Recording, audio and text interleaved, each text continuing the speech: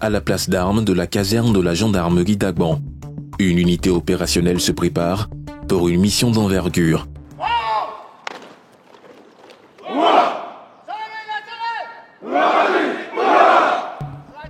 Ces cris guerriers résonnent comme un serment de loyauté envers la patrie et la mission qui leur a été confiée. Ces forces de l'ordre figurent parmi les 18 000 gendarmes engagés dans l'opération Espérance, déployée pour garantir la sécurisation du scrutin du 25 octobre. Notre mission est de sécuriser le processus tout le long de la période du 4 octobre jusqu'au 5 novembre 2025. Aujourd'hui, nous sommes le 10 octobre, qui marque l'ouverture officielle de la campagne électorale depuis 0 heure. Ce processus va se poursuivre jusqu'à ce que nous atteignons la date du 23 octobre. Nous protégeons les institutions, les personnes et leurs biens. Des consignes claires sont données afin de prévenir tout écart de comportement au cours de l'opération. Des gendarmes qui s'adonnent à des opérations de vengeance sur la population. On ne veut pas voir tout ça. Nous allons compter sur vous et nous sommes sûrs que l'opération va bien se dérouler. Pour cette opération, la gendarmerie sort son artillerie militaire de dernière génération. Dans la rame, le célèbre Centaure, un véhicule blindé conçu pour dégager les obstacles et assurer la progression des troupes.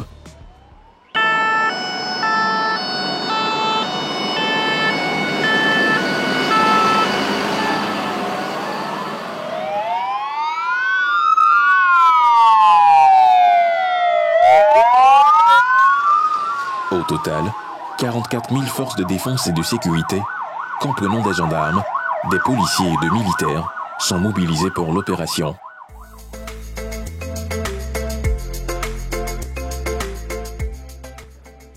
À l'approche imminente du jour du scrutin, dans cet entrepôt, les agents de la Commission électorale indépendante, CEI, s'affairent avec diligence à finaliser la préparation du matériel électoral. Ça va? D'accord, attendez que vous avancez bien. Hein? Ok, vraiment on compte sur vous pour accélérer encore. On est déjà dans le temps, c'est très bien. Il faut encore mettre les bouchées doubles pour qu'on puisse tout boucler rapidement. Ahmed, responsable de la supervision de l'opération de déploiement du matériel, veille scrupuleusement à chaque détail. Rien n'échappe à son examen. Qu'est-ce qu'on trouve ici? Qu'est-ce qu'ils sont en train de faire? Parce qu'on va faire beaucoup de choses. C'est le conditionnement des kits de bureaux de vote. C'est-à-dire les tablettes qui sont en train d'être déchargées tout à l'heure. Vous allez voir.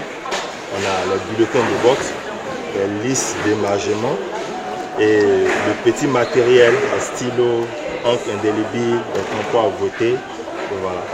C'est ce qui est en train d'être conditionné par bureau de vote, ensuite par lieu de vote et enfin par CEL, c'est-à-dire par commission électorale locale.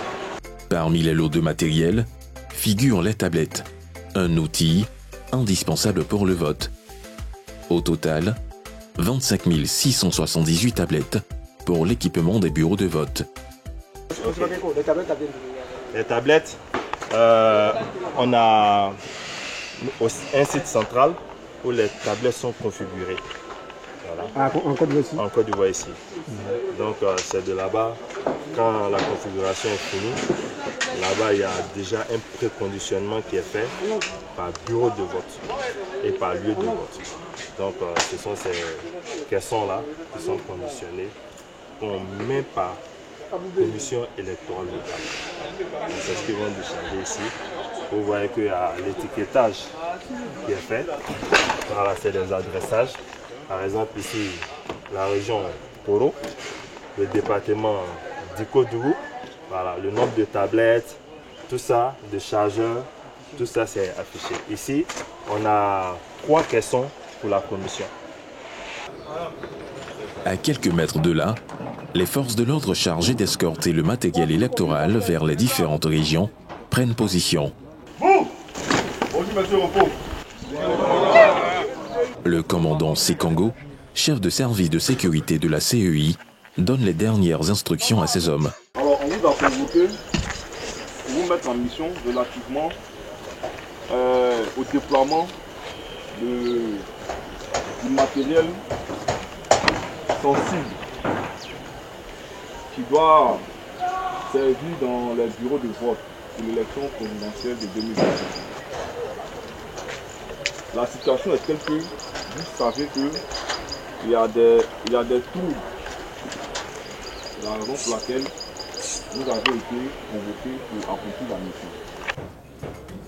Des consignes à respecter à la lettre afin d'éviter toute mauvaise surprise pendant l'opération. Il est 17h30. Le convoi d'Ahmed est fin prêt. Avec son équipe, il s'apprête à acheminer le matériel destiné au CEI local des régions du Haut-Rodougou et du Béret. Lui, il a prévoyé un camion ici. Où est l'autre? L'autre est là-bas, il va aller faire le grand. Il va faire le tour en partie. C'est vous dans l'attente. Il faut lui dire de faire le tour.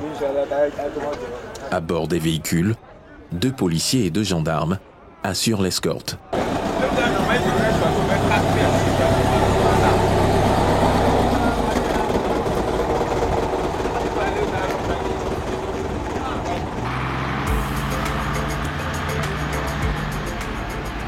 Pendant le convoi, l'équipe doit se montrer discret afin de ne pas attirer l'attention des manifestants en colère, déterminés à en découdre. Après 3 heures de route, Ahmed et son équipe atteignent enfin l'entrepôt de Yamoussoukro. Bonsoir les gars. On est parti ici. Sur place, Ahmed achève la préparation de son convoi en y intégrant les derniers matériels électoraux avant le départ. Donc on va laisser les 2 dans chaque sueur. Les 2 là sur Ok. Vous allez voir les sports verts là. D'accord. Ça, c'est une stock de sécurité. C'est bon. Je vais répondre. Oui. Ici, qu'est-ce que exactement vous allez prendre? Ici, nous avons les kits gris qui comprennent les kits opérateurs de bureau de vote. Les tampons à voter, les stylos, les tranceuses, les chasubles. Donc on a ces petits matériels-là qui sont dans les cartons gris. Aux abords de l'entrepôt, des forces de sécurité postées veillent au grain. En état d'alerte maximale, elles sont prêtes à faire face à toute éventualité.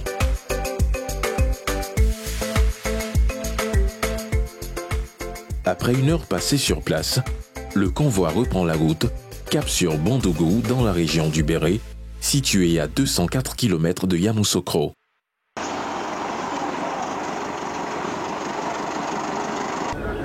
Bonjour madame. Bonjour chef. Comment allez-vous? Parfait, merci. Ah, désolé de vous visiter nuitamment, mais c'est le travail qui nous impose ça. Isolant, on avait déjà servi, il reste un seul. Voilà. Donc, Abou, voilà, faut voir. Isolant, là, on a 2. On a un colis de 2 là, enlever un seulement pour elle. C'est elle qui est la responsable du... Oui, c'est elle, l'agent technique d'appui au niveau de Bondougou. Donc, le matériel technique qui vient, c'est elle qui est responsable de la réception. Après, elle va les transmettre, elle va les mettre à la disposition des commissaires locaux, le président et son bureau, qui vont, à leur tour, se charger de les faire parvenir dans les différents bureaux de vote. Ici, le dispositif sécuritaire reste inchangé. L'opération de déchargement du matériel se fait sous l'œil vigilant des forces de sécurité. Au cours de cette journée, le matériel électoral a été distribué à une dizaine de commissions locales de la CEI dans les régions du Haut-Rodougou et du Béret sans aucun incident.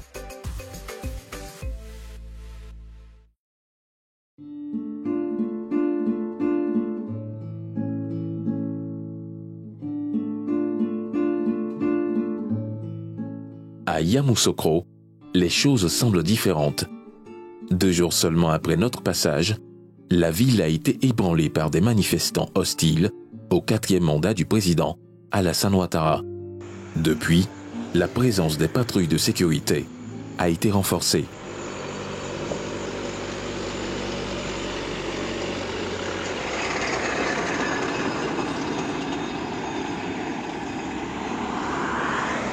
Au carrefour Morofé, la voie porte encore les stigmates des événements récents, pierres éparses, débris de verre et traces de pneus brûlés révèlent l'ampleur des incidents survenus.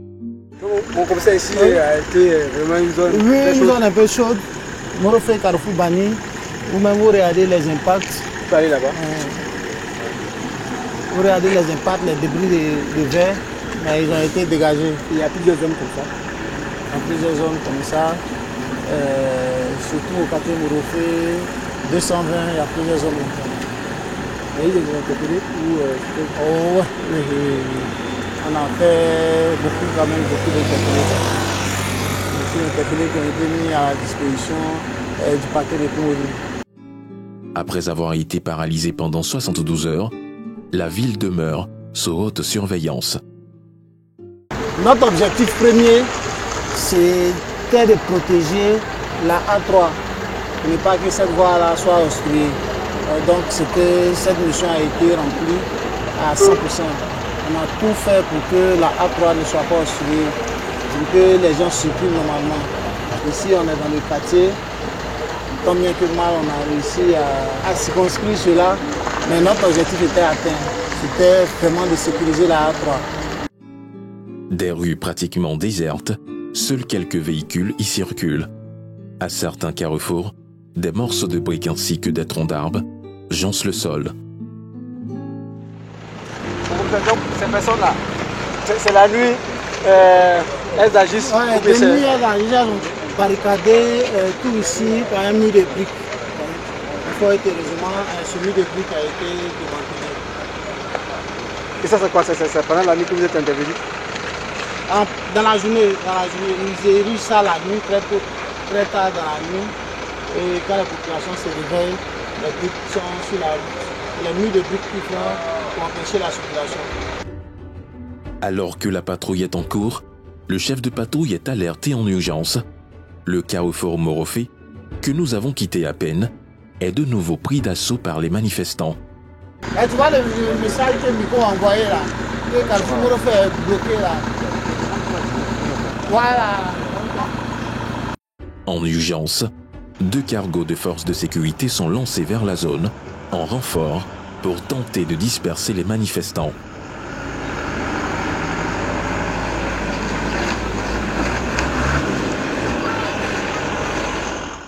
Nous ne pouvons pas assister à l'opération. Le chef de patrouille craint que nous soyons impliqués malgré nous dans les affrontements avec les manifestants. Après une heure d'intervention tendue, les forces de sécurité reprennent le contrôle.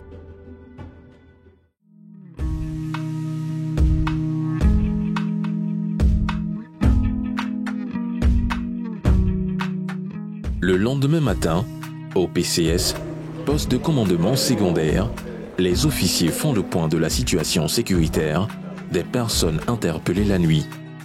Ces personnes interpellées ont été déférées au niveau du premier arrondissement de Yamoussoukro aux environs de 23h45. Félicitations pour la manière dont les choses ont été conduites hier nuit, notamment après l'interpellation des individus qui tentaient de mobiliser. Félicitations parce que tout de suite vous avez suivi le protocole pour les mettre à disposition du premier arrondissement. Les interpellés vont comparaître devant les juges pour répondre de leurs actes. Le bilan des interpellés, est-ce qu'on peut avoir le nombre?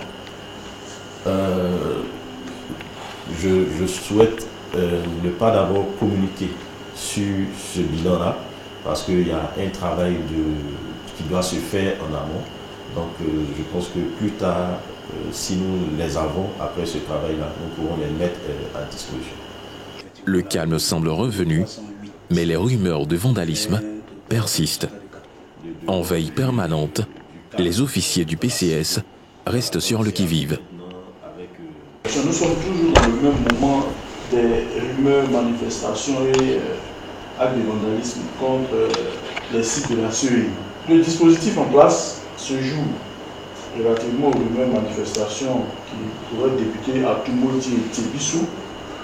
Nous avons actuellement notre dispositif qui tient les axes principaux de ces deux localités. Les PCS assurent la conduite tactique des opérations sur le terrain en liaison avec les autorités administratives, sécuritaires, ainsi que les représentants de la CEI.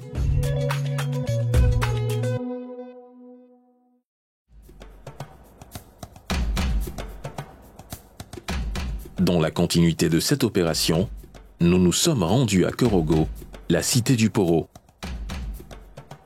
Ce soir, l'unité mixte des forces de sécurité s'apprête à prendre la route pour une patrouille. Le lieutenant-colonel Adopo, chef du PCS 21, plante le décor. Nous faisons continuellement des patrouilles de jour comme de nuit.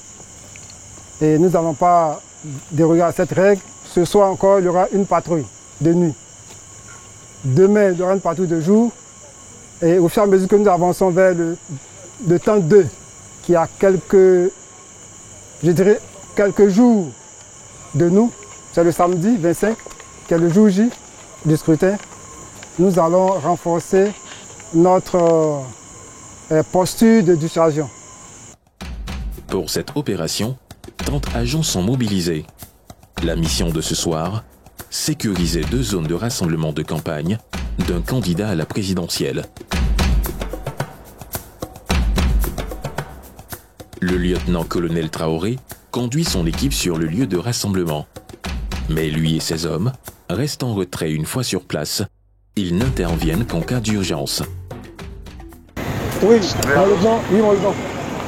Bon, on est arrivé, mais comme les voies sont barrées là, donc je sais pas. Vous pouvez rester là-bas. Voilà, c'est bon. C'est bon, là, nous, on est juste en appui derrière. Sur le terrain, ce sont les gendarmes et les policiers qui occupent la position de pointe. On les discerne dans la foule, attentifs et prêts à intervenir. Lorsque je prends la première fiche, d'abord, j'écris le nom de ma section. Moi, ma section, c'est Propagande EPP.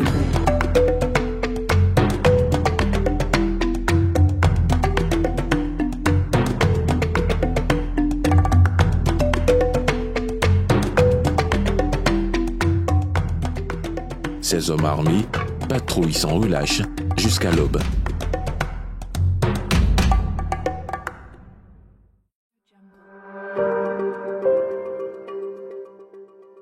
Le lendemain, les forces de sécurité se déploient pour une nouvelle patrouille. Ce matin-là, leur mission consiste à parcourir les bureaux de vote afin de s'assurer du bon déroulement de la distribution des cartes d'électeurs. Tout se passe bien ici.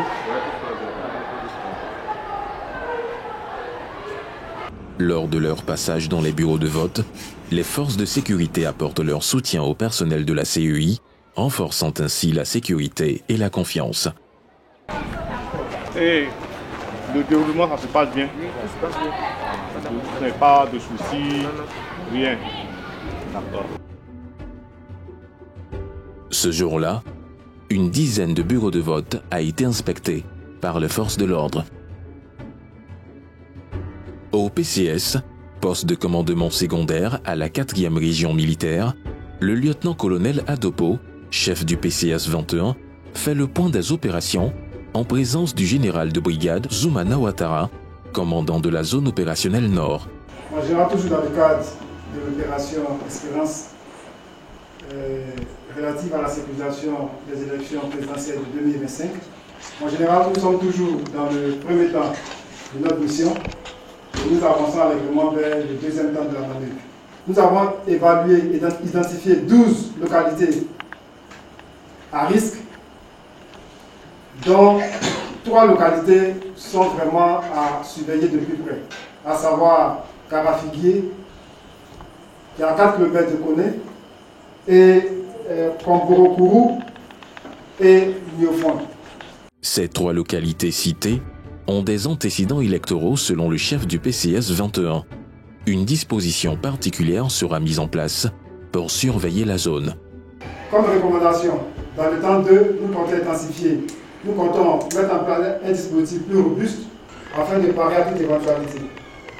Même s'il le savait déjà, en tout cas pour rappeler ce que la zone opérationnelle Nord, indépendamment de sa mission, pourrait donc vous apporter en termes de soutien. C'est vrai que vous avez des unités déployées qui doivent vous rendre compte mais en raison des situations urgentes, il faut peut-être saisir immédiatement le détachement ou même le sous-GTA le plus proche en mesure d'apporter un soutien en attendant que vous puissiez réfléchir sur la question.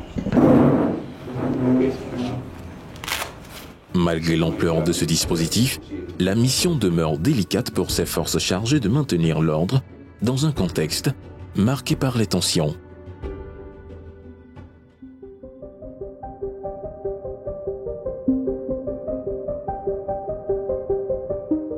Dans ce contexte sensible, les forces de défense demeurent en état d'alerte.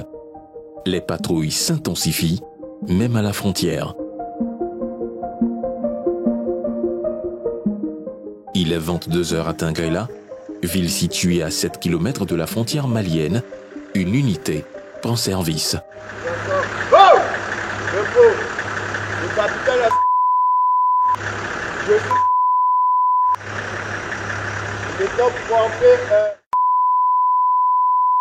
On suit les différentes instructions. Est-ce que c'est clair? On ne se dépasse pas. On ne se dépasse pas. Les différentes conditions, c'est clair? Embarquez. Bon! Repos, embarquez.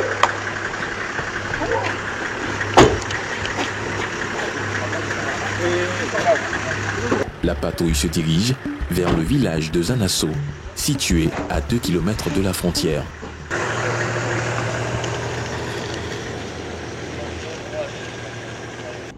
Ici, le capitaine Soro, chef de patrouille, a rendez-vous avec les villageois.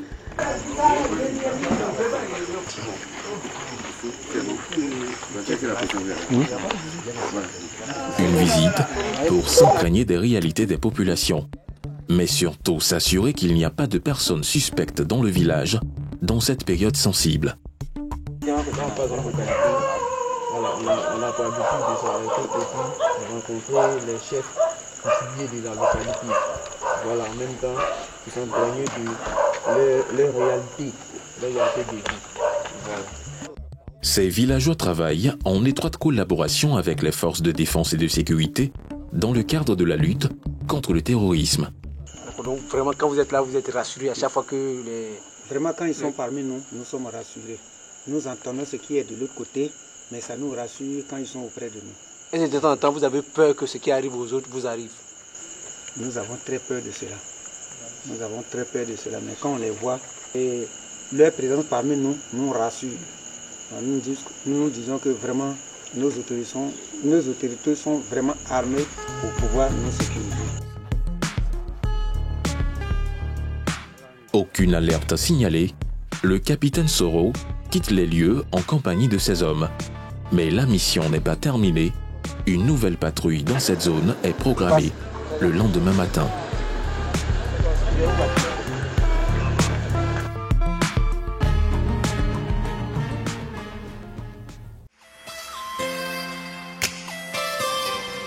Retour à Abidjan. Ce samedi 25 octobre, jour du scrutin, les rues se présentent dans une quiétude inhabituelle. Seuls quelques klaxons viennent rompre l'attente, interminable pour les électeurs rassemblés ici, au foyer des jeunes de Marcory. On dit 8 h, jusqu'à présent on se rend à 9 h, c'est pas encore ouvert. Voilà, nos problèmes, c'est ça. On doit finir de voter pour aller dans nos occupations. Voilà, jusqu'à présent c'est pas encore ouvert. Bon, on ne sait pas à quelle heure aussi ça va commencer. À l'entrée du bâtiment abritant les bureaux de vote, les forces de l'ordre filtrent rigoureusement les accès. À l'intérieur, une effervescence palpable s'installe. Le bureau de vote numéro 1 s'apprête à ouvrir et les échanges entre électeurs et les agents de sécurité sont constants. Je voulais se rassurer du bon démarrage. Il dit qu'il y a des électeurs dehors qui patientent. La gendarmerie fait son travail, nous également, on fait le nôtre. Vous avez vu, on vient à peine de recevoir ce qu'il faut comme kit. Voilà, le temps de mettre tout ça en place et puis on est parti. Progressivement, la mise en place s'achève et le scrutin peut désormais débuter. Pendant ce temps, à l'extérieur, le dispositif sécuritaire s'intensifie pour permettre au scrutin de se dérouler dans une bonne ambiance. Les autorités en charge de la sécurité sont présentes sur le terrain pour veiller à ce que chaque électeur exerce son droit en toute sécurité. Pour le général Vagando Diomandé, ministre de l'Intérieur et de la Sécurité, le 25 octobre était une journée marathon. Je constate effectivement que sur l'ensemble du territoire, la sécurisation est parfaite. Et elle a permis, à l'heure où je vous parle en tout cas, et je sais que pour toute la journée, que le vote se déroule dans les conditions les meilleures. Malgré les quelques petites difficultés dues à des incompréhensions que nous avons connues, de façon globale, le pays est très calme. Journée de vote, mais aussi de visite du dispositif sécuritaire. D'abord, la Direction générale de l'administration du territoire, puis la préfecture de police d'Abidjan.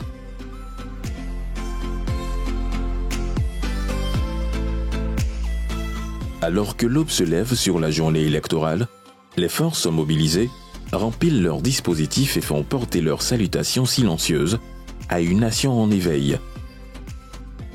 Le transporteur de tablettes, l'unité de patrouille, les chefs de poste de commandement et de coordination PCC, les chefs des PCS, chacun a joué sa partition dans cette vaste symphonie sécuritaire.